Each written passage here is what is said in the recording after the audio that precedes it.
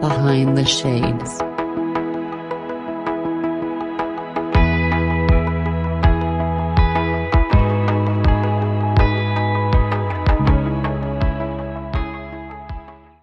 Hello, Mabel. How are you doing today? I'm really good. How are you going? I am well. For those listening, she told me it's 5 a.m. where she is, so I feel very, very honored that she decided to speak to me this early in her day. So thank you. I'm excited to be here. Like I said, it's the most peaceful time in my house. My boys are in bed, so it's good. Perfect, perfect. To the boys out there, stay in bed. We have a very important conversation to Yes, we discuss do. right now. And I know that we're going to get right into it because today we are speaking about strength-based parenting and everything that entails. But before we get into that, Mabel, tell the audience who you are, a little bit about yourself, and why you're here today. Okay, so I am Mabble Munyimani, and I'm a parent, family strategist, family coach, and educator. And I help moms and families really honing into their parenting just to focus on the strengths of their children instead of what is wrong with their children, instead of where to fit their children in.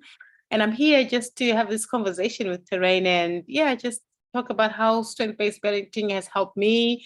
And hopefully I can give some insight to some moms and parents who might be in a similar journey as I was when I discovered strength-based parenting. Perfect. To the mothers out there, are you guys ready? Because she's about to give you some strength to begin your strength-based training. So, what is, for those who don't know, strength-based training and what does that entail, Mabel? Yes, so strength-based parenting is when parents or families mainly focus on the strengths of their children and the strengths of the parents, mainly to focus on just highlighting, celebrating, and promoting the strengths in their children so that they know what they're good at and so that they know the idea is to just really promote that and help that drive the center of their lives is focused instead of focusing on the weakness of the children. So the idea around it is what are you good at? What are you passionate about? What are you interested in? Right. And we use that to really grow. So we use that in everything within the child, might be in education, might be in training, in discipline. It's really the center of what you do towards parenting. And when you speak about that, it sounds like, at least to me, and I don't have children, so to the parents out there, I mean no disrespect, please don't blow up my car or anything like that. But it sounds like something that we pretty much should be doing anyways. But sometimes that's Mm. not always the case, right, Mabel? So how did you get involved in this type of parenting for your children? Yes, and that is true. We would think it's what we do, but it sometimes we tend to fall on the other side of fault finding. We are by nature default fault finding people. We want to focus and try to fix our weaknesses and our limitations. And that's not just in parenting, that's just a human default. You will know what you're really weak at. Everybody knows what they're really weak at, what their limitations are. And the natural instinct is to try to fix this up, try to make myself better in this actual weakness. But then the science behind it is that you can't fix a weakness. You can manage it, but you can't grow a weakness. You can't develop a weakness. You can only manage it. And I came across this when my first son was in school. He was about 6 years of age. And in school, he had school problems because he was particularly good at something, right? So my son is very active, very boisterous. And I think it's a common trait for boys. Young boys have got a lot of energy, boisterous, and girls can also fall within this criteria. Very boisterous, very energetic. He loved to compete. He loved to win, very driven, right? And first in class, he had the challenge that the teacher was saying, oh, he's very distracted. He's very disruptive. He disturbs other kids doing their work. So I sort of asked the teacher, well, how is his school performance? Right. And she goes, no, he's fine. He does work pretty quickly. He will put his hand up because he's finished his work quickly. I will give him some more work. And then he does that quickly again. And that's when he starts messing about because he's finished his work and the kids are still working. And he said, actually, he doesn't sit still for long periods of time. So I would suggest that moving to the next term that we introduce a behavioral plan to teach him to sit down for longer periods of time. I was like, oh, okay. And this is what I talk about with parents and especially moms. Pay attention to the things that won't sit properly with you. For me, it was like behavioral plan to help my child to sit longer. I'm like, okay. And we sort of agreed with it because I'm a first-time mom then, right? So, and I believe she's the expert. Okay. So we sort of, signed up to this with him. And so at the same time with his PE teacher, my son would come home and say, I'm winning the races, mom, I'm really good. We're like, okay, well done, right? And it came every week about this and he said, I'm winning, I'm doing well. I said, okay, well done. But then he would say something like, my teacher's putting me further and further away back from the other kids at the starting line. I said, okay. And he'd come back the following week, she put me further away.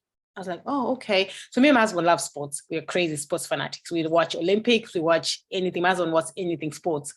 And we watch the Olympics and we love Usain Bolt, right? And we know Usain Bolt is likely going to win the race, right? But it starts at the same starting point as everybody else. Right. So we sort of say, so what's what's the method behind the teacher's method to put my son further away from everybody else? So during the parent-teacher interview, I was like, no, I just want to be on the same page. I want to understand the message behind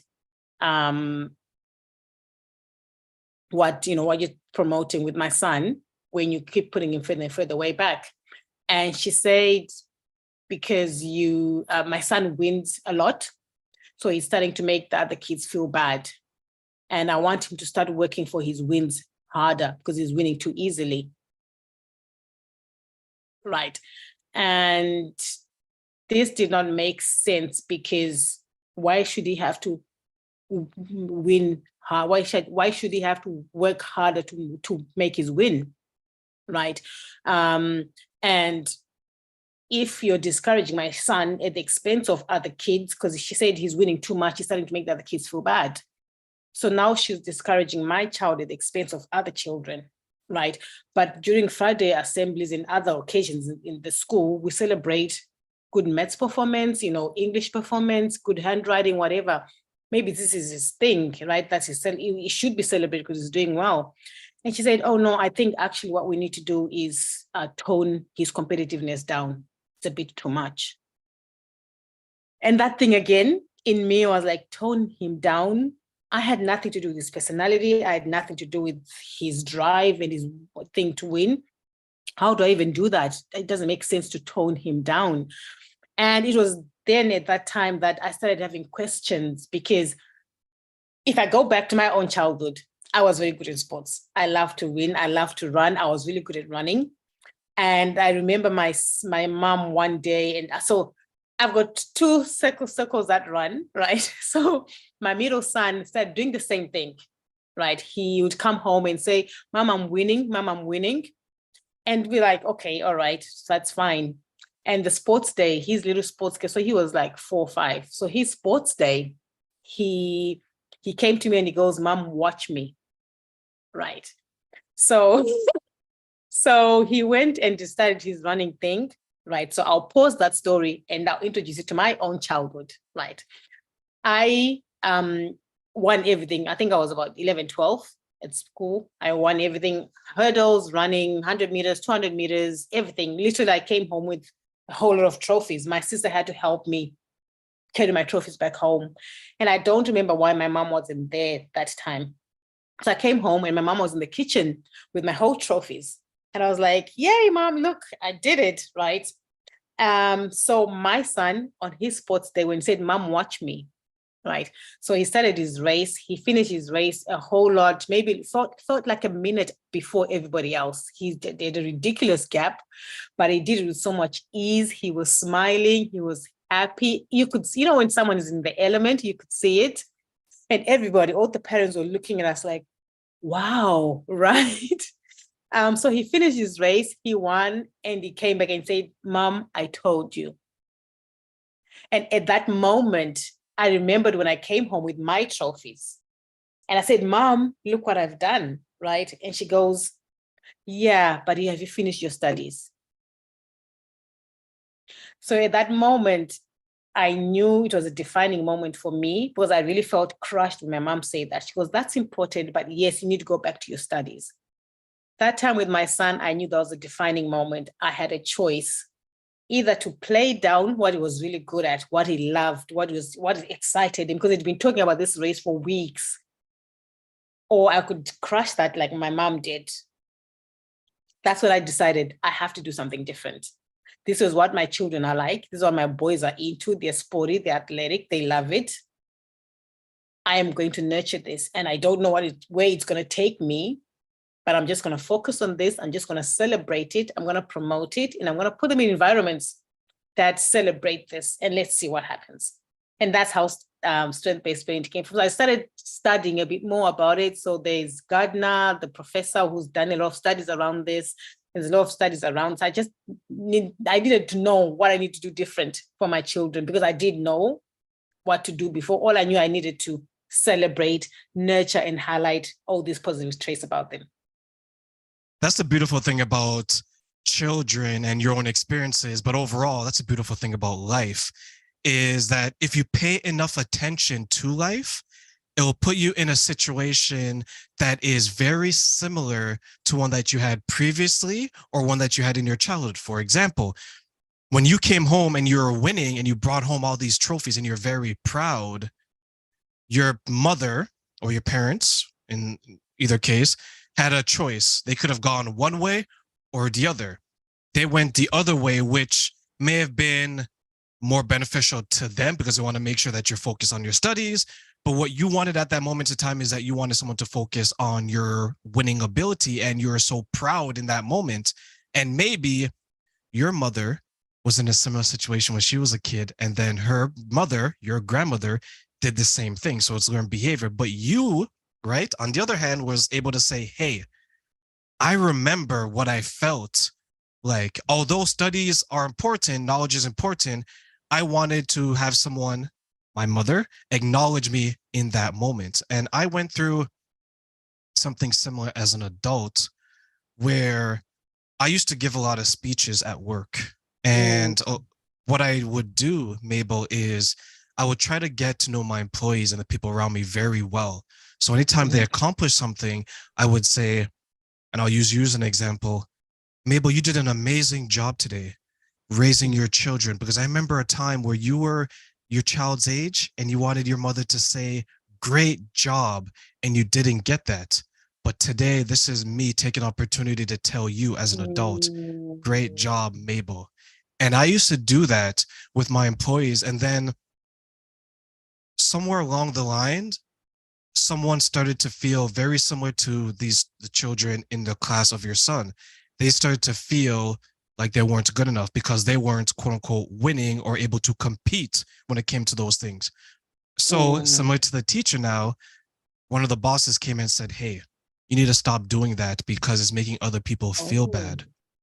So although it's something that we talk about children go through, I think adults go through it as well. We just don't recognize it because we're thinking, okay, yeah, maybe that's right. It doesn't really, it's not a big deal, but it is a big deal. So maybe looking back, how big of a deal was it for you to acknowledge your son in the way that you want to be acknowledged when you're in his position as a child? I think it's a deal breaker. I think if instinctively we all know what we're good at, and eventually you begin to tell yourself that it's not, depending on what your environment tells you, right? So in my scenario, growing up, eventually it fizzled out. It didn't matter if I was good at running. It didn't matter that I loved to compete. It didn't matter eventually. And that's the conditioning we need to be careful about, that we're so focused on fitting in. We're so focused in our children playing down and not making too much noise and too much attention, but you're crushing that spirit. You're crushing the potential that is in that child, and you're crushing the possible future of that child, whatever that looks like, because their strengths are the determining factor of whatever they're going to be in life. So I didn't get that. And sadly enough, it took me another 10 years out of adulthood to now figure out what my strengths are, what am I good at. So eventually you do come back to it, but it takes a whole lot of awareness, a lot of unlearning, and then a lot of learning again. So you use a lot of confidence in the process, and then you have to try to refine and rediscover yourself again. And I think what I have at the center of attention for my boys, I want to cut down or eradicate that experience of unlearning. I just want them to know that they're really confident in who they are. They've already got everything they need for life. And it's my job as a parent, and I believe it's the job of every parent to really find out what spearheads their child, because I believe your character, your temperament, your personality are the driving force for the person. And I don't think those things are random. We're given those things to spearhead wherever we're meant to be.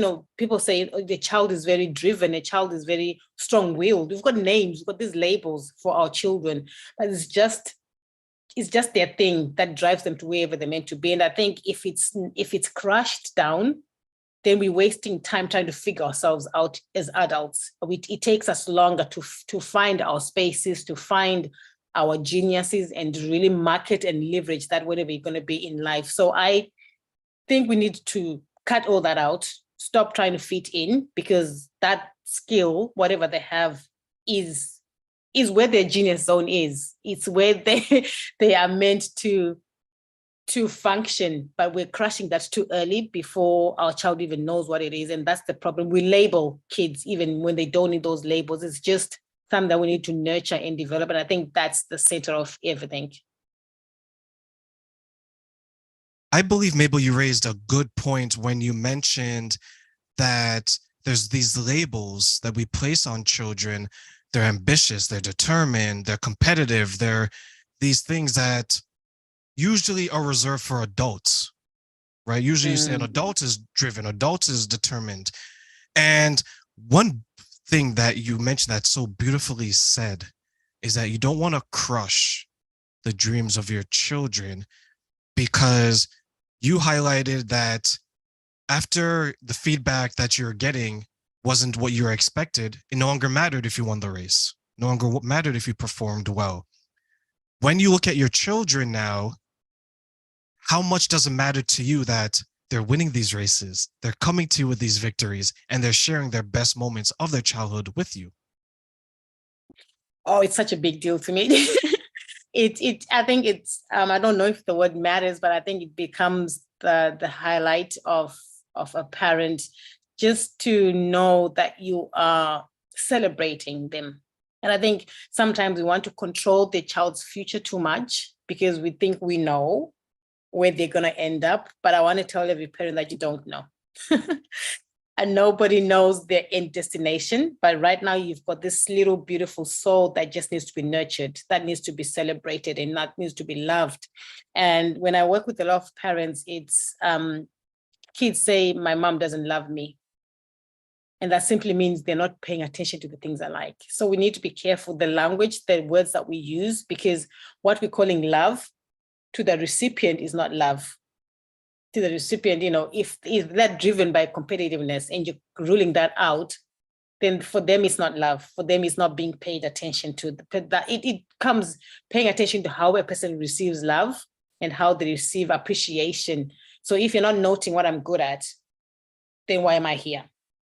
If you're not paying attention to the things I'm good at, then what am I important for? Because this is my thing. So where do I fit in? Because this is not important. And that's with my son, he started getting the message that him winning is not a good thing. And for me to be liked, and for the teachers to like me, for my friends to like me, I shouldn't be good at this. Let me play this down.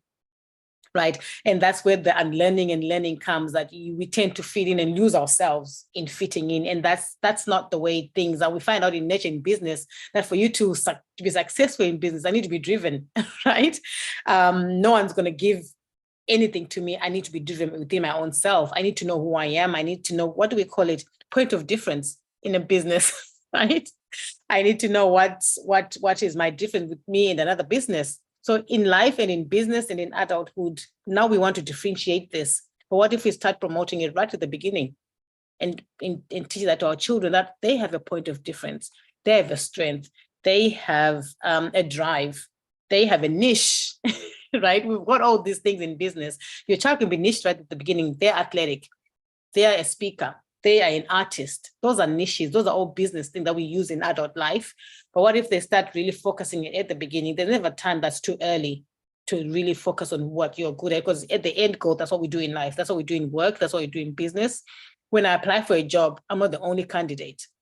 There are the 10 other people with me. So that's competition, right? But we're cutting it down, and my child who's 5, 10, the competition is not good. So now they have to compete in life, and they're realizing, oh, the 10 other people want this job. So do I have the skills to compete? Do I have my skill to be outstanding? Because I have to outstand myself above all the other people applying for this job. So these are all the skills we need to survive in life. So what if we start nurturing them in our children as young as possible? That's how I look at it. Why do you think some parents struggle with that? And what are some of the stumbling blocks that they will experience when they're trying to convey that type of message to children? Yeah, I think one of the challenges is that traditionally they were certain careers that have driven the world, right? And I put this in my book. I still have a chapter where I explain education, that education is something that was derived at a certain period of time where it was needed. Industrialization was what was predominantly needed then. So they needed a lot of people in the industries, in the factories working. So in those environments, only certain subjects were needed. You needed to have maths, you needed to have English, right?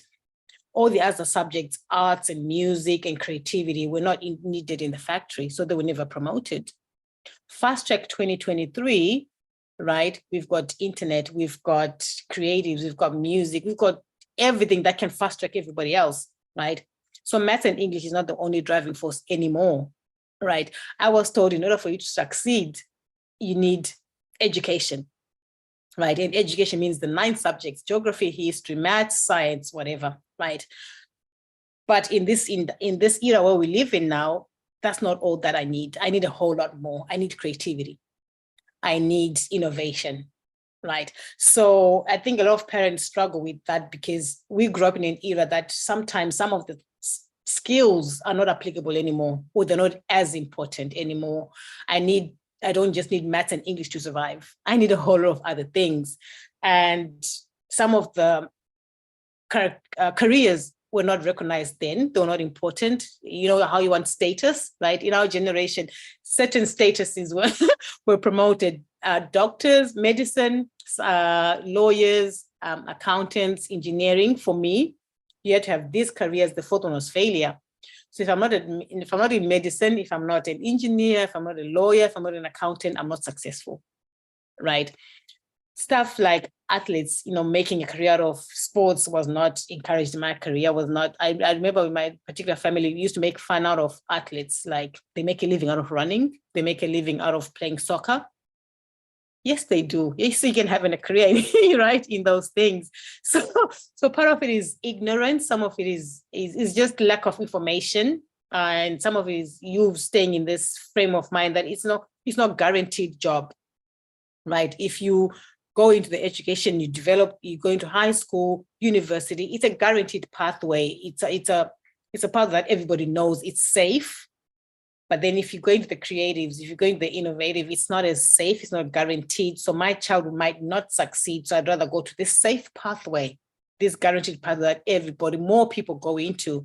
So there's a lot of bit of all those things: lack of information, awareness, and the failure to adapt to what's more predominant, existing and thriving. Because now you can make a living out of anything, right? We are here, right? Internet is bringing us closer, right? You can make a living out of anything, literally. And I think a lot of parents are struggling to make that transition, to really put their child into the time frame. I'm not paying my child for this lifetime. I'm paying my child for their future. So I need to make sure they have skills and abilities for the life they're going to live in, not in my time. And I'll piggyback off of that, because there's some of the occupations that are no longer as prevalent these days versus let's say maybe my parents or my grandparents. But one thing I will say is that because they may not be as prevalent or not as popular, a lot of those jobs, what came with those jobs was the hard work, the determination, the ambition, the competitiveness. And there's that word again, right? And I think that needs to be continued to be passed down. Because when I look at tradesmen, right? When I look at construction workers, plumbers, architects, landscapers, things like that, that's hard work. That job may not be as popular around people maybe my age in their 20s, things like that, but everything that came with that job, the teamwork, their creativity to the degree, right?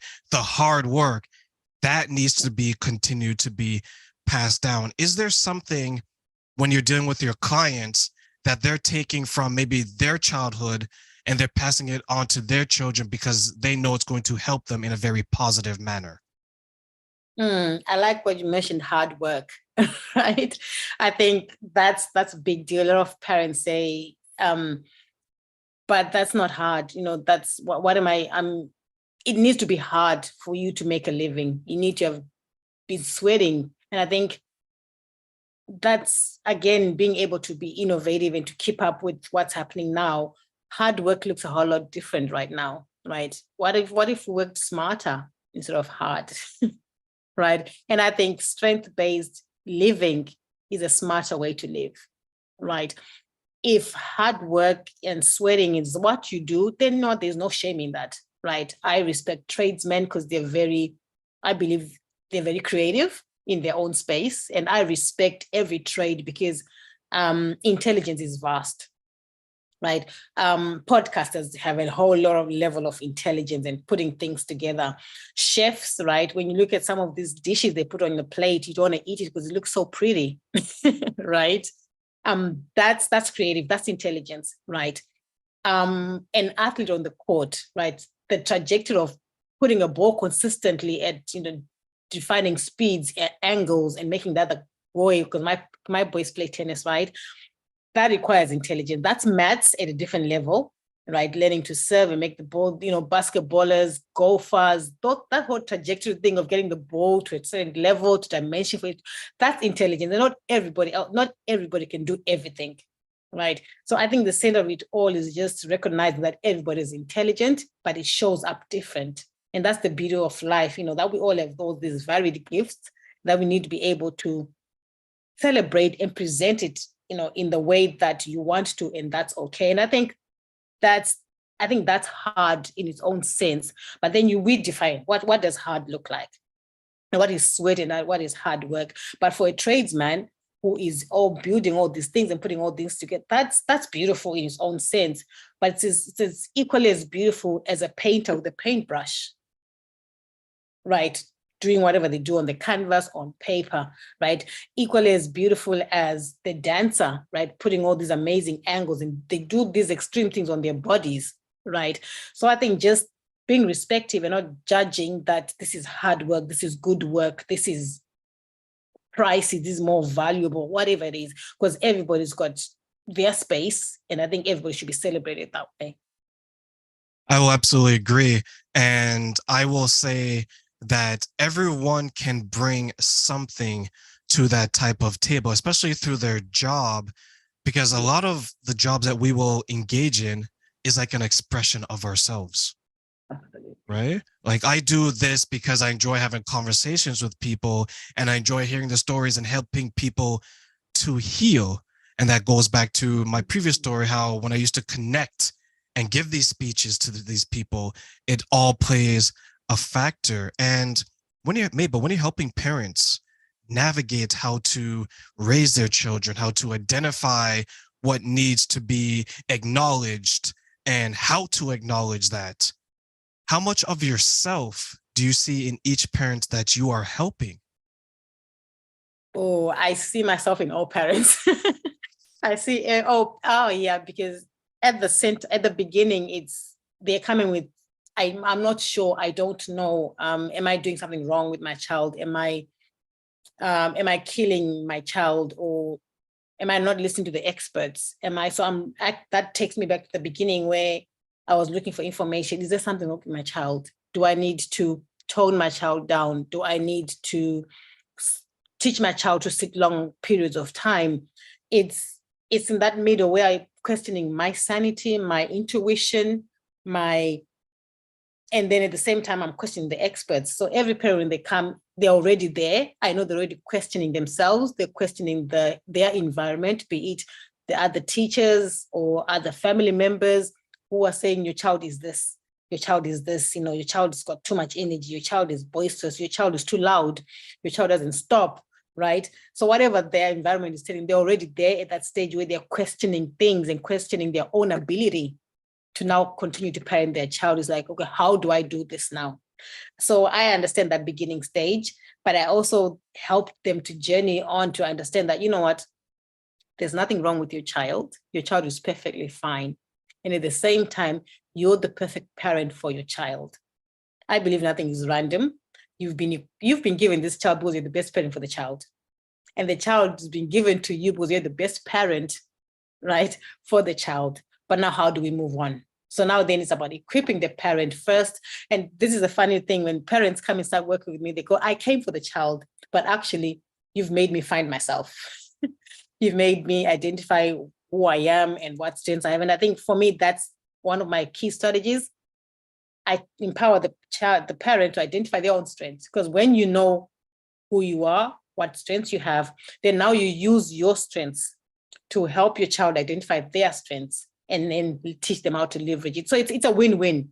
And the parents always find that I came for my child. Oh, now look what I'm learning about myself too. So that's the journey I enjoy working with the parents. Is that a hard journey for the parents to discover their own strengths when they're trying to find the strengths within their child? It can be hard. It can be. I think a lot of parents go back to their own childhood, like my story, right?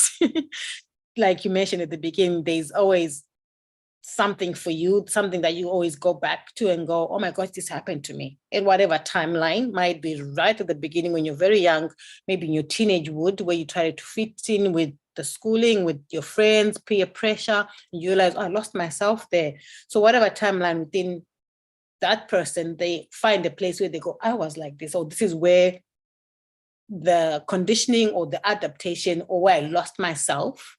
And now I'm trying to find myself. And it can be even in work. They realize, okay, I'm doing this in work. My environment, my colleague is doing this, my boss is doing this. So it can be hard, because it's a period of recognizing something that happened somewhere, that interruption, that break of the spirit that happened. And then now the journey begins to unlearn that. And unlearning is painful.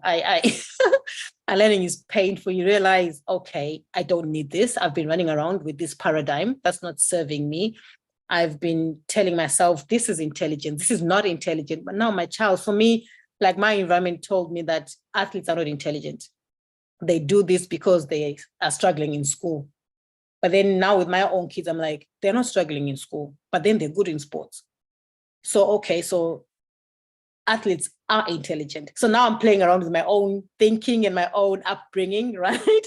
And that can be painful, because you've been running around with this paradigm for a long time, until now it's criticized and you're having to check out, no, this is not the truth, or this doesn't work with me. So I'm going to have to put this down and find a new paradigm and find a new system that will help me either parent better or to thrive within my work environment, within my business, that will serve me. I was taught that, in school, we have to put our hand up. You wait for permission to speak. But in business, that's not going to serve me. I have to go out and look for potential clients. I have to market my business. I have to promote my business. So this is all in contradiction to what I've been brought up with. So unlearning is painful. It's absolutely painful. But then it's so worth it, because what comes at the end of that learning is finding out, this doesn't serve me. You put this down. Now, what am I going to use to work? Now you've got this empowerment. I know what I'm good at. Now you can shine. Now you can be more confident. Now you can put yourself out there better. Now you can even help other people who are struggling with it, whatever they're struggling with. You can identify, I'm really good at finding out what people are good at. I'm like, this is your thing. And they're like, really? I'm like, yes. Right? And like, is there such a, yes, it is, right? And now, so it now becomes like your own, little thing that you can now encourage other people, not just my kids. Now I help other families, I help other parents, and I help other people in business. But now it helps me even within my own self to show up better in my business, to show up with people. So it's painful, like anything, like labor. I talk about in birth. The birthing process is horrible. But at the end of the day, I hold my baby. right? So at the end of your unlearning and learning journey, you're going to be a more confident person. You're going to be a more respectful person, even a more resilient person, because you worked all this, right? To now be a new flower that's thriving in whatever environment you're going to thrive in. As you look back on everything that you've gone through and you've shared how much you had to learn, are you surprised to how far you have come in your own journey? A bit of both. Sometimes I'm like, oh my gosh, this is me. This is me. This is the shy Mabel who a lot of times I quickly learned to shut up in life because I was told I'm too outspoken, I'm too intense, I'm too serious. That's how I was. This is the labels again. I'm too stubborn, right? So I learned to shut up and keep my opinions to myself and not speak out because I didn't want to cause too much motion and commotion and noise around. And this served me for a while because you can fit in. It's easier to fit in. It's easier to be quiet. It's easier not to have an opinion. And it serves you for a while. But again, you're suppressing your natural self because now I speak out. Now I've got all these different opinions that sometimes I speak out and people are like, whoa, who do you think you are, saying that? And I'm like, it's taken me a long time to understand that it's okay to have an opinion. Right? It's okay to have to be different, right? And there are people who listen to you and there are people who won't, right? So sometimes it surprises me because those are traits I've always had. If I understand something, I can run with it. You will never discourage me. You will never tell me to shut up because I really believe in this. And there's spaces where I've just learned that, okay, they don't understand this because of choice or because of lack of information. And that's okay. So it's a bit of both. Sometimes like, wow, when I'm in my right environment of people who get what I'm talking about, who go, maybe I want more of that. Can you teach me? How did you get there? How can you explain your story? Wow, Mabel, my child is going through what you're telling me exactly. I'll speak at an event and my mom will come and go, when you're speaking to me, that's me. My child is being told to do this. I'm like, oh, wow. If I didn't speak, if I didn't have the confidence to stand up in these spaces, all these moms will continue trying to make their children fit in. I get a lot of moms that say one mom was going to be one of their sons were going to be put on medication because he won't settle down, right? He's too disruptive, he's too energetic. And now I know what it is because he loves to play soccer. He loves to compete. And it's ridiculous how similar the story is. So similar. I've got a son who's going through this. Oh my gosh, Mabel, thank you. And 6 months down the line, the child is thriving in the field. They're burning their energy in the right fields. Because if you make a boy sit down, really, right? So it's amazing how similar stories go. I went through that. Or my son is going through that. Thank you, Mabel. So those are the moments I'm like, oh my gosh, that's amazing how it's just, I'm not by myself. I'm not more crazy. And other moms, other women, even other dads will be like, that makes sense. That's me. Show me how to do it, how to move on. I'm like, oh, wow. Yeah. As we close, Mabel, what advice or tips would you like to give to the next generation of potential parents or young parents or new parents to help them along their own journey? Yeah, I think my number one advice is don't break your child's spirit. Don't break it. And anything can be breaking, and that's the thing. And raw talent, raw expertise does not look perfect at the beginning, right? Like I said, in the artists, when they start drawing, sometimes you can't even figure out what the picture is about, right? Because they're putting a combination of pictures and outlines and stuff. That's how a child is at the beginning, right? Be it a dancer, a writer, a speaker, an athlete. At the beginning, it looks very raw. Doesn't look very pretty. It looks like an outrageous kid. It looks like a child who's boisterous. It looks like a child doesn't settle down. It looks like a child doesn't stop talking, right? Because that's their raw state. I always picture a wild horse, right? We have to tame a horse. They're wild, it's wild and crazy. But when it's nurtured and when it's trained, that horse is going to just spearhead and run. So one of our kids are at their raw state, and we can break them or we can nurture them. So pay attention to what it looks like at the moment, because it's the beginning of a picture. Give it a couple of years, and with your help, a couple of years, a lot of love, a lot of time, a lot of patience. Because my competitive kids sometimes can be too much for me, right? Because they want to compete in everything, absolutely everything. We'll sit at the table, they're racing with eating. So that's not nice. My two boys compete with each other when they train and get a lot of fights. So it doesn't look pretty sometimes. And I know parents, you want to manage things because it's life. You've got work, you've got business, you've got other kids, right?